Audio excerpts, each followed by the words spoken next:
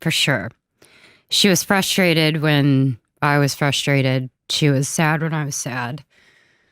But more than anything, my friends stood by my side when I think they visibly saw me in so much pain. And they didn't want it for me, but sorry. You said it happened by accident. You said the songs just, I guess, got finished, and in this day and age, why hold on to them? I had been working on the album for 4 years. I didn't want to release anything that was mine just because I didn't feel like it was the right timing. I learned a lot from the last album, and I wanted to take what I've learned and turn it into something even better. And I'm glad I did, because this year, everything kind of just started pouring out of me. I started saying things in a way that I've never been able to articulate them before. So it was actually exactly when it needed to happen. Like I told you earlier, we shot the videos just a week ago, and that's really unheard of. What got you to a place where you could start to tell your truth? I've been in therapy for years. I've also taken breaks and gone places to recollect my thoughts and my emotions and my well-being. But I've always been pretty transparent about what I've gone through. I just choose how I'm going to do it, because it would be inauthentic for me to just not say what I felt in the beginning of the year or last year, or it just wouldn't seem real to me. And I wonder what your relationship is like when you're writing a song like that, knowing that the kind of human being that you are, with the level of passion that you instill in your fan base, and also the level of attention that comes with that. If that ever affects your creative process, I know you try to block it out, but does it sneak itself in? I mean, I spent years living in fear of speaking up or saying things, and I guess that's just the people pleaser in me. And there was a huge moment where I just kind of stopped caring. And I can't tell you when that moment was. I really can't. But it's not that I'm trying to make it specifically about just one subject in my life. It's more just how I embody all of the experiences into one. We spoke a little bit about some of the artists and the music that moved you when you were younger. And you mentioned some real timeless influences, Brad, Fleetwood Mac. How does a young artist or young person who loves that kind of music find themselves in this whirlwind of fast-paced pop culture where it's bright and colorful and sparkly and smiley? Those are artists that break hearts. My mom was in theater, and she just had this huge music library. I mean, from Ella Fitzgerald to Reba McEntire to, then again, going to Frank Sinatra, the Eagles, and all of that. My mom, Rolling Stones, she was very much... She's a song fan, huh? Oh, for sure. And I definitely get some of that from her. But then my dad was a DJ. So he would do all kinds of stuff, and he was on the radio for a bit doing Tejano music. So I had this experience in my life where I experienced the beautiful colors of music and where it can take you. And I think it naturally happened for me. I remember I wanted to be like Paramore at one point. I thought, this is my lane. I feel it.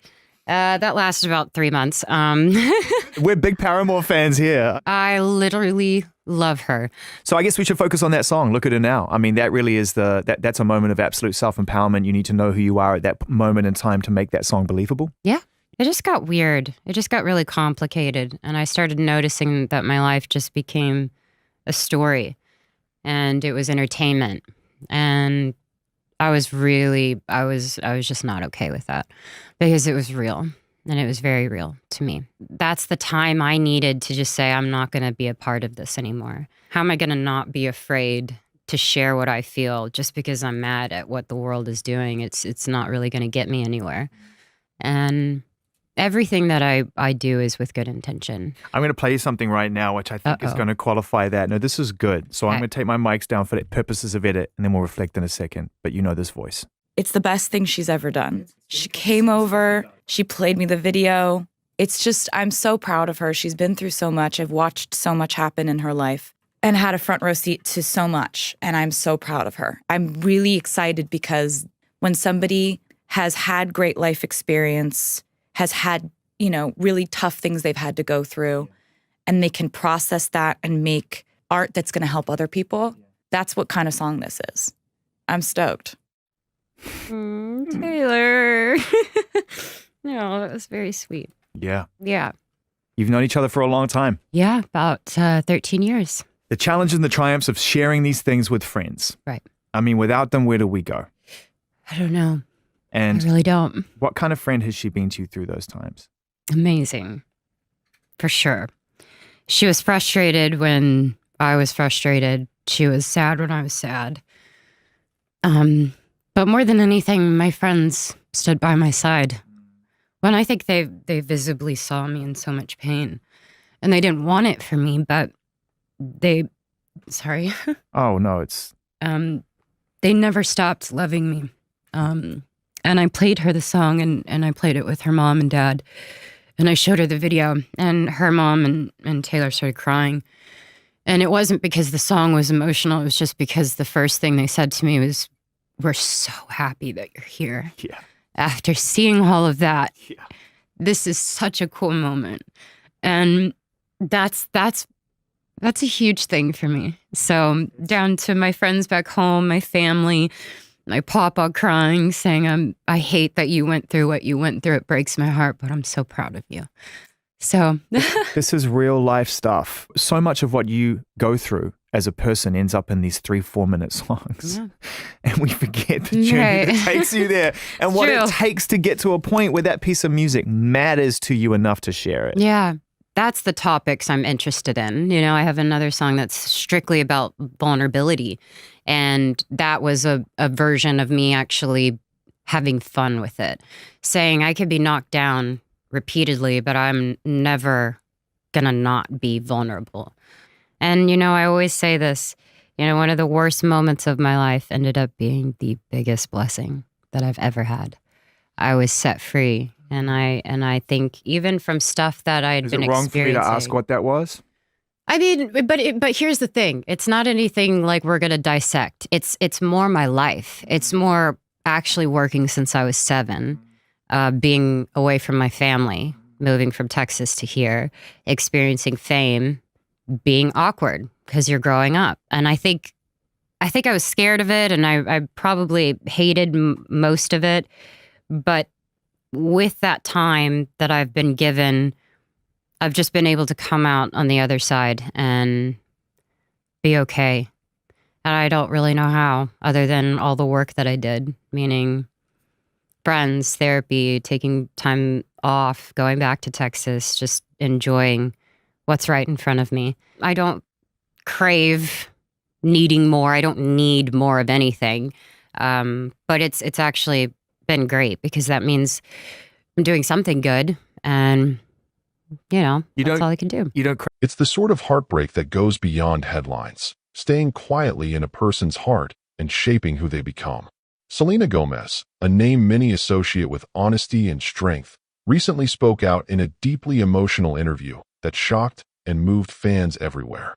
In a display of vulnerability and bravery, Selena revealed how Hailey Bieber not only tried, but managed to win Justin Bieber away from her. Through all this pain, Selena's story became less about loss and more about healing, hope, and finding happiness again in a new chapter with her husband, Benny Blanco. Selena and Justin Bieber's complicated relationship lasted almost a decade, turning them into one of pop culture's most famous couples. Their love story filled with public moments and quiet breakups, always seeming headed for a fairy tale ending, until it was over. In the interview, Selena didn't hold back, her voice shaking as she remembered the painful realization that her relationship with Justin was slipping away, not just because of time or change, but because of another person. Speaking directly to the pain, Selena described what it felt like when someone tries to take away your happiness. She admitted, her words weighed down by betrayal, that for years fans wondered about the overlap between Justin's time with her and his sudden engagement to Hailey. Rumors flew, but Selena's own emotional confession finally confirmed what many had guessed. Hailey didn't just pursue Justin, she succeeded. The pain of losing a loved one is even greater when it's caused by another's actions. Selena explained how powerless she felt as she watched Justin's attention shift away from her, his love moving elsewhere. She said, "I just want to focus on myself and family now," but added that the pain was unmistakable and that Justin had hurt her with Hailey. Selena's heartbreak wasn't private. Her struggles and victories were watched by millions. Fans supported her and admired her courage, but only Selena really knew how much it hurt. She admitted to feeling alone, as if her happiness had been stolen and her sense of self questioned. Subscribe for more exclusive stories like this. Yet the story didn't end with heartbreak. Selena's journey was always about more than her relationships. It was about resilience, learning about herself, and finally, finding peace. With help from therapy, music, and loyal friends and family, Selena started to heal. She poured her pain into her art, giving the world songs that touched anyone who ever loved and lost.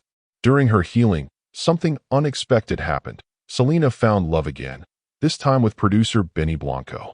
Unlike her stormy romance with Justin, her time with Benny brought stability, understanding, and real happiness. "Now I find peace in my husband, Benny Blanco," Selena said, her eyes shining with hope. She wanted to focus on herself and her family. Now, Selena's relationship with Benny showed that when love is right, it feels different. It's not about grand gestures or drama, but quiet support, laughter, and a shared dream for the future. Benny, famous for being low-key and creative, gave Selena the grounding she always wanted. "He loves me for who I am, not for who I've been or who people expect me to be," Selena said, her smile chasing away some sadness. With Benny, she found a partner who respected her independence, encouraged her dreams, and helped her stay close to what mattered: family, health, and self-worth. Selena's journey taught her the importance of boundaries and putting herself first. She learned that healing doesn't happen in a straight line and that it's okay to feel pain while still moving forward. "I just want to focus on myself and my family now," she repeated, a mantra guiding her daily life. Her bonds with her mother, friends, and fans grew even stronger as she opened up about her struggles. Selena used her platform to speak up for mental health, reminding people it's okay to ask for help and that strength can be found in vulnerability. Her story reminded everyone that even after terrible pain, peace is possible. She learned that happiness isn't something someone else gives or takes away. It's something you build inside yourself.